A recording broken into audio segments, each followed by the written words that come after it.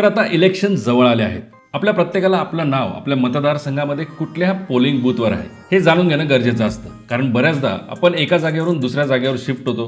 जर आपला address shift झालेला असेल तर आपला मतदारसंघ कोणता आणि कुठल्या पोलिंग बूथवर जाऊन आपल्याला मतदान करावं लागणार आहे यासाठी चेक करायची असते ती वोटर लिस्ट. आता वोटर लिस्टमध्ये आपलं नाव नेमकं कोणत्या पोलिंग बूथवर आहे हे बघायचं असल्यास एक ऑनलाईन सोपी पद्धत आहे, ज्याची माहिती आजच्या या व्हिडिओमध्ये आपण जाणून घेणार आहोत. हा व्हिडिओ शेवटपर्यंत नक्की बघा आणि ज्यांना त्यांचं नाव सर्च करायचं असेल त्यांच्यापर्यंत नक्की शेअर करा.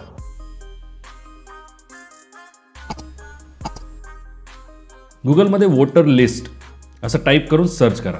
इलेक्टोरल रोलची गव्हर्नमेंटची ऑफिशियल वेबसाईट सुरुवातीलाच दिसेल, त्यावर आपल्याला क्लिक करायचं. इथे आता 3 प्रकारे आपल्याला आपलं नाव इलेक्शन लिस्टमध्ये आहे किंवा नाही ते सर्च करता येतं.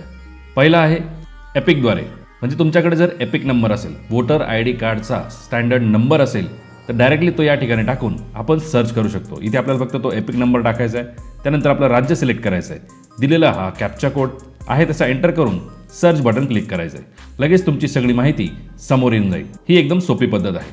जर तुमच्याकडे एपिक नंबर नसेल किंवा तो तुम्हाला माहिती नसेल तर मोबाईलद्वारा खोजे, म्हणजे मोबाईल नंबरने सुद्धा आपल्याला सर्च करता येतं. जर तुम्ही इलेक्शन कार्ड बनवत असताना तुमचा मोबाईल नंबर दिलेला असेल, तो रजिस्टर्ड झालेला असेल तर फक्त मोबाईल नंबर टाकून सुद्धा तुम्ही तुमचं नाव हे इलेक्शन लिस्टमध्ये आहे किंवा नाही ते तपासू शकता.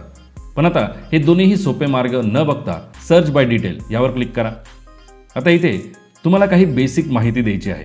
जसं या लिस्टमधून आपल्याला सुरुवातीला आपलं राज्य महाराष्ट्र सिलेक्ट करायचं आहे. यानंतर भाषा इथे येणार मराठी, ती सिलेक्ट करा. खाली आपल्याला आपलं नाव टाकायचं आहे, संपूर्ण नाव नाही, फक्त नाव टाका.